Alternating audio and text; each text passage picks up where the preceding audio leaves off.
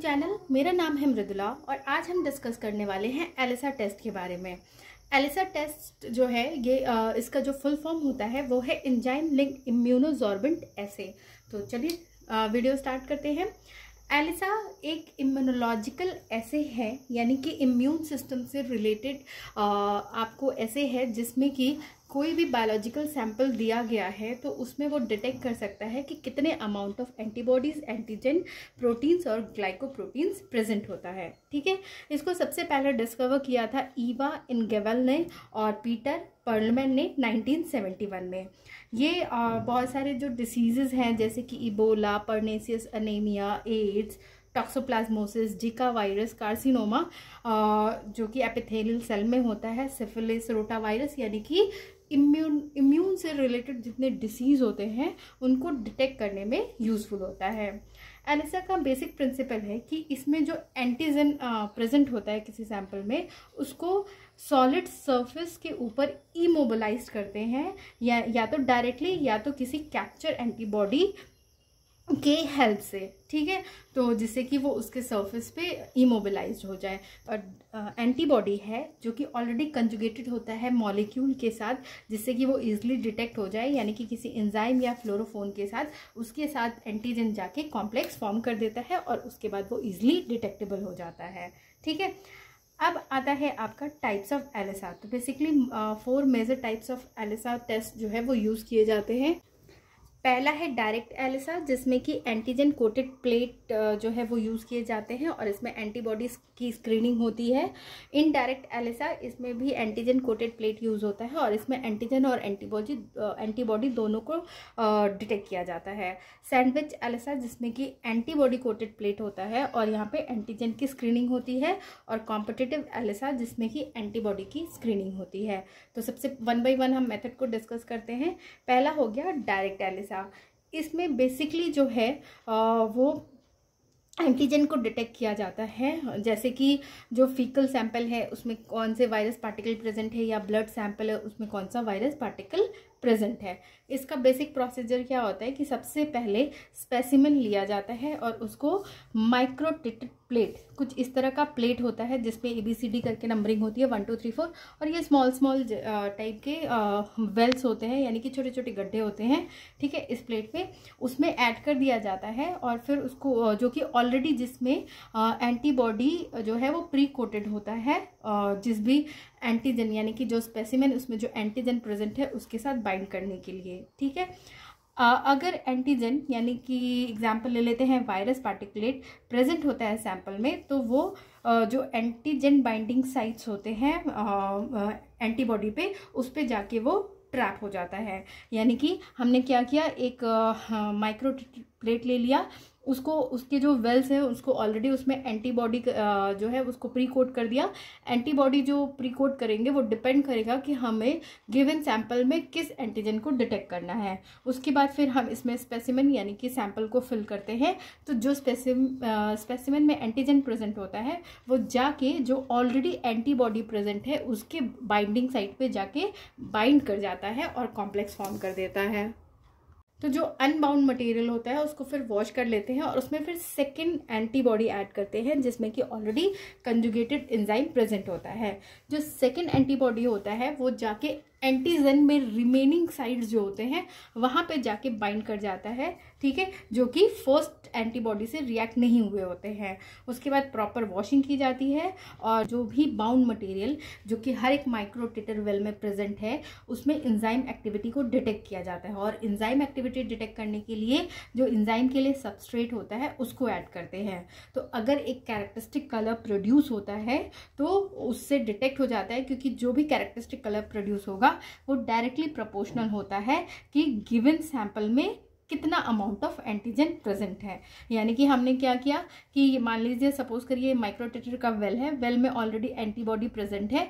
जैसे ही sample add किया तो उसमें जो एंटीजन प्रेजेंट है वो उस एंटीबॉडी से बाइंड कर लेता है, लेकिन इसके कुछ साइड्स जो है वो अनबाउंडेड रहते हैं। तो जब हम सेकेंड एंटीबॉडी ऐड करते हैं तो वो जाके इससे बाइंड कर देता है। ठीक है, और इस सेकेंड एंटीबॉडी में ऑलरेडी एंजाइम प्रेजेंट होता है।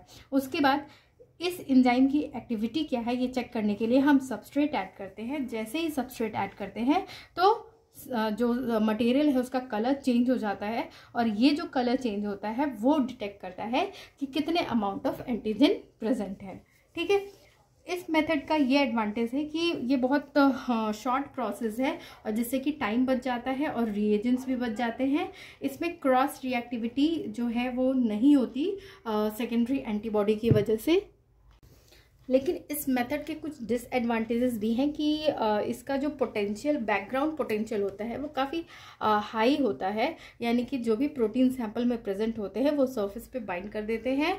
इसमें कोई किसी तरह का सिग्नल एम्पलीफिकेशन नहीं होता है। इसकी फ्लेक्सिबिलिटी बहुत लो है, यानी कि प्राइमरी एंटीबॉडी जो है वो ऑलरेडी कंजुगेटेड होनी चाहिए, वरना रिएक्शंस कंप्लीट नहीं होंगे। सेकेंड जो मेथड है वो है इनडायरेक्ट एलिसा। एलिसा जो है ये ह्यूमन सीरम में कितनी एंटीबॉडीज प्रेजेंट है उसको डिटेक्ट करने के लिए यूज़ करते हैं। साथ ही HIV के लिए, यानी ह्यूमन इम्यूनो डेफिशिएंसी वायरस के लिए स्पेसिफिक कौन सा एंटीबॉडी है उसके लिए भी एम्प्लॉय किया जाता है। ये डायरेक्ट एलिसा के जैसा ही प्रोसीजर होता है, लेकिन इसमें एक एडिशनल एम्पलीफिकेशन स्टेप होता है। तो चलिए प्रोसीजर देख। सबसे पहले माइक्रोलीटर प्लेट लेते हैं और उसके बाद उसको कोट कर देते हैं HIV पार्टिकल से, जो कि ऑलरेडी डिस्ट्रप्टेड प्रिपरेशन होता है। जो रिजल्टिंग प्लेट होता है फिर उसको इंक्यूबेट करते हैं। इंक्यूबेशन से क्या होता है कि जो एंटीजन होते हैं वो आपको माइक्रोलीटर वेल के सरफेस पे अच्छी तरह से डेवलप हो जाते हैं। उसके बाद डाइल्यूटेड सीरम सैंपल जो है वो ऐड किया जाता है, और जो मिक्सचर मिलता है उसको फर्दर इंक्यूबेट करते हैं ताकि जो HIV एंटीबॉडीज़ हैं वो HIV एंटीजन के साथ अच्छे से बाइंड कर सकें। उसके बाद उस एंटीजन एंटीबॉडी कॉम्प्लेक्स जो फॉर्म हुआ है उनकी बाइंडिंग की वजह से, उसके प्रेजेंस को डिटेक्ट करने के लिए एक सेकेंड एंटीबॉडी इंट्रोड्यूस करते हैं, जिसमें कि ऑलरेडी एक एंजाइम जो है वो कंजुगेटेड होता है, जो कि एंटीजन ह्यूमन IG प्रिपरेशन होती है।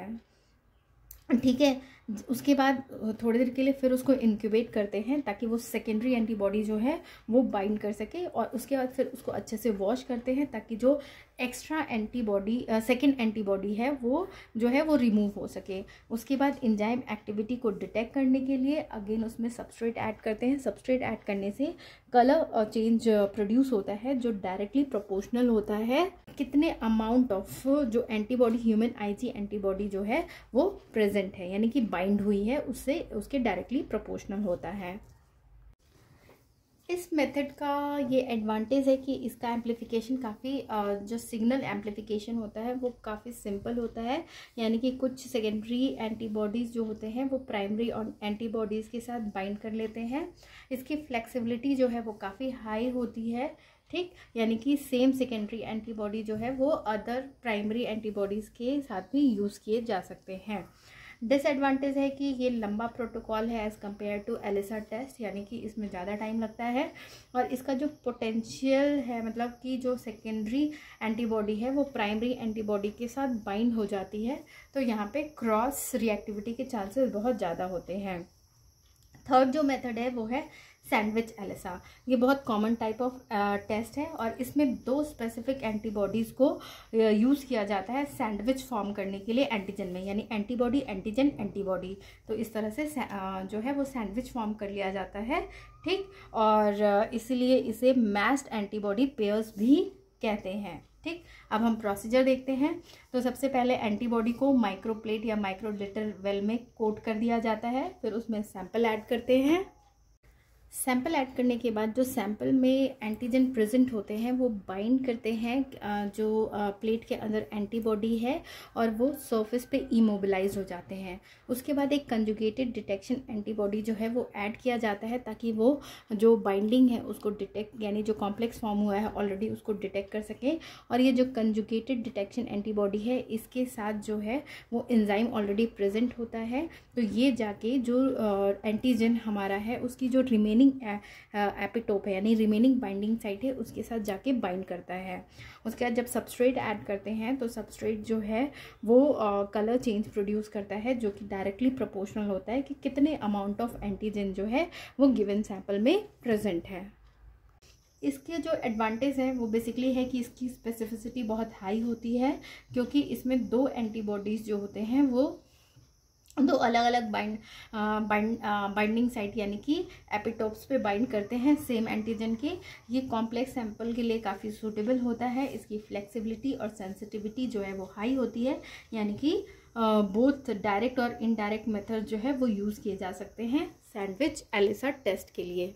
डिसएडवांटेज ये है कि ये डिज़ाइन जो है वो काफ़ी डिमांडिंग है, यानी कि दो एंटीबॉडी सेम एंटीजन के लिए, जिससे कि वो अलग अलग एंटीजन के एपिटोप्स को डिटेक्ट कर सके और साथ में काम कर सके, मतलब कि कॉम्प्लेक्स फॉर्म कर सके। ये काफ़ी चैलेंजिंग होता है, तो इस तरह के डिज़ाइन को बनाना काफ़ी मुश्किल होता है। नेक्स्ट जो मेथड है वो कॉम्पिटिटिव एलिसा। ये स्मॉल मॉलिक्यूल्स के लिए यूज़ होता है।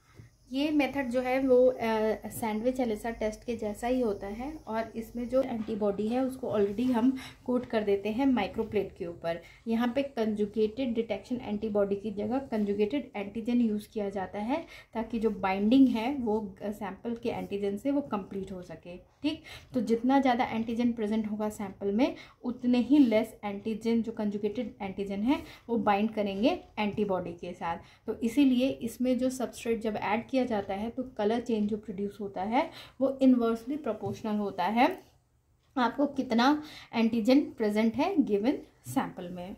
इसका बेसिक एडवांटेज ये है कि ये स्मॉल मॉलिक्यूल को डिटेक्ट करने में यूज़फुल होता है। डिसएडवांटेज है कि ये लेस स्पेसिफिक है, क्योंकि वहाँ पे सिर्फ एक एंटीबॉडी यूज़ की जाती है और इसमें कंजुगेटेड एंटीजन की ज़रूरत पड़ती है ताकि वो एंटीबॉडी से बाइंड कर सके।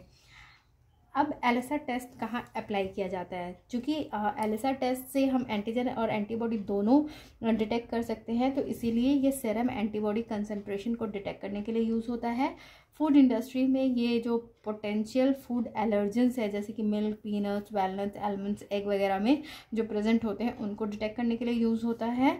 उसके अलावा ये ट्यूबरक्लोसिस में माइकोबैक्टीरियम एंटीबॉडीज़ को डिटेक्ट करने के लिए यूज़ होता है। सेरम में हेपेटाइटिस बी मार्कर के डिटेक्शन में यूज़ होता है। ई कोली इन्फेक्शंस जब होता है उसमें एंडोटॉक्सिन डिटरमाइन कर सकते हैं, और ब्लड सैंपल में HIV एंटीबॉडी को डिटेक्ट किया जा सकता है एलिसा टेस्ट यूज़ करके। एलिसा टेस्ट के क्या एडवांटेज है? तो इसकी सेंसिटिविटी और स्पेसिफिसिटी जो है वो काफ़ी हाई होती है। एलिसा टेस्ट जो है वो एंटीजन को डिटेक्ट करने के लिए यूज़ होते हैं, और वो जो एंटीजन है स्पेसिफिक मैनर में डिटेक्ट हो जाते हैं, क्योंकि वो एंटीबॉडी से बाइंड करके आपको जो है वो विजिबल हो जाते हैं, जिससे पता चल जाता है कि कितने अमाउंट ऑफ एंटीजन या एंटीबॉडी प्रेजेंट है गिवन सैंपल में। हाई थ्रो आउटपुट है, यानी कि जो कमर्शियल एलिसा किट्स है वो नॉर्मली अवेलेबल होते हैं 96 वेल प्लेट्स में, और आज की डेट में जो है वो 384 वेल प्लेट्स भी अवेलेबल है, जो कि ऐसे के लिए यूज़ किए जाते हैं। ईजी टू परफॉर्म, यानी कि इसके जो मेथड्स है वो ईजिली कैरिड आउट हो सकते हैं, और बहुत ही कम टाइम लगता है उन प्रोसीजर्स को कंप्लीट करने में, यानी रिजल्ट जो है वो फास्ट आ जाता है। क्वांटिटेटिव, तो इससे जो कंसंट्रेशन है एंटीजन का गिवन सैंपल में वो भी डिटरमाइन कर सकते हैं। Possibility to test various sample types, यानी कि serum, plasma, cellular and tissue extract, urine and saliva. तो बहुत सारे सैंपल्स में हम एंटीजन और एंटीबॉडी जो है वो इससे ईजिली टेस्ट कर सकते हैं। डिसएडवांटेज, तो टेम्परेरी रीड आउट, यानी कि इसमें जो डिटेक्शन है वो एंजाइम या सबस्ट्रेट बेस्ड रिएक्शन होता है, इसीलिए शॉर्ट टाइम स्पैन में जो रीड आउट्स होते हैं उनको कम ही टाइम में डिटेक्ट करना पड़ता है, क्योंकि लॉन्ग टाइम में हो सकता है वो रिएक्शन में अल्टरेशन हो जाए।